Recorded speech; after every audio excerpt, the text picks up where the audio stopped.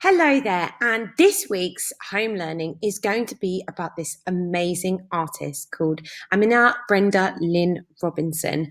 Her artwork was predominantly inspired by the symbols and ideas of Africa, and the way that she did that was even when she was a small girl, she used to find pieces of fabric, buttons, twigs, any kind of yarn, paper, and also some different papers, which I'd love for you to learn about. She recorded parts of communities in Africa that wouldn't necessarily get any coverage and has documented that using art, which I think is absolutely amazing.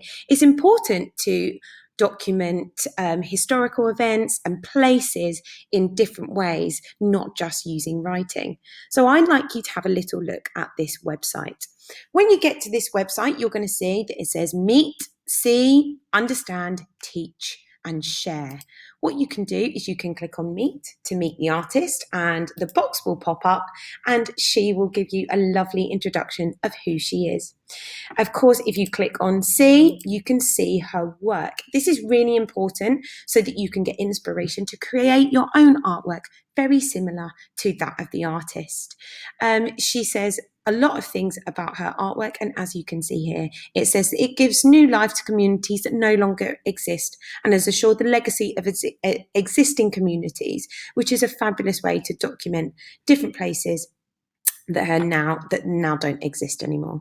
You can click on understand up here, and it tells you all the different things that she uses to create her artwork. So what you can do is you can find out everything. You've got the word here, hogmui, which is a different kind of technique used to make art. The only thing is you are going to need some different programs. So you need QuickTime and you need Flash in order to do this.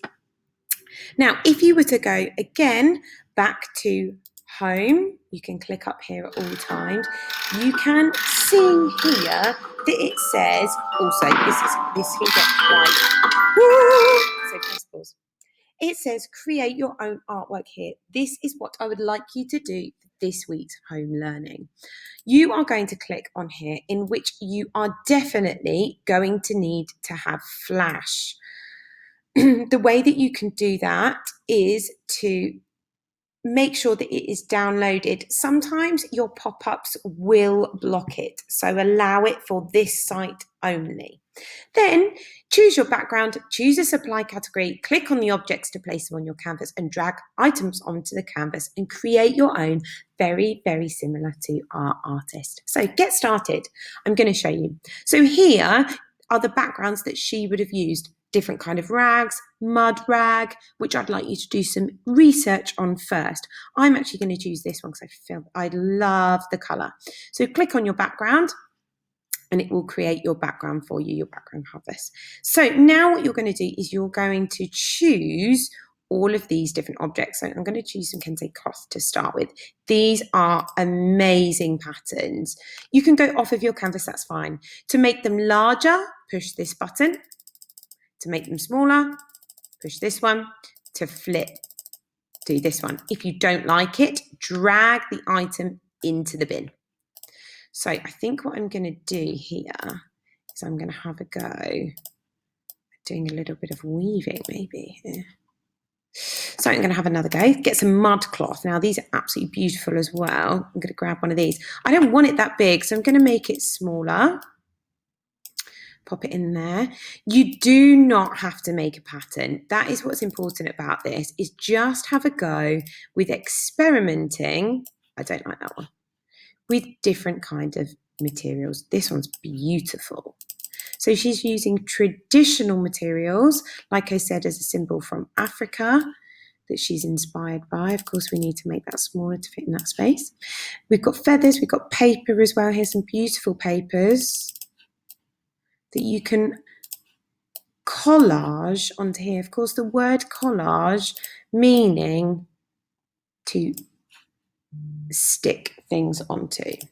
So we've got some found objects. I'm not a massive fan of these found objects, but you could, of course, use any of these that you like. I love these stitchings. So what I'm going to do is I'm going to make this actually look like it's been stitched on.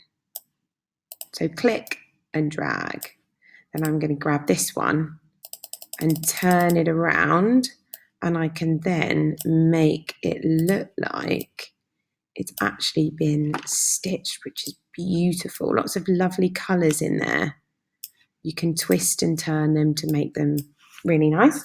We've also got some beautiful buttons in there, some nice little...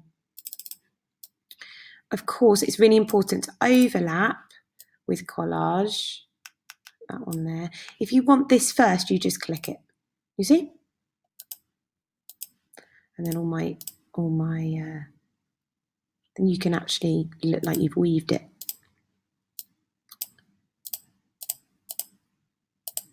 So, fill your page, see what you can make, and then click Save.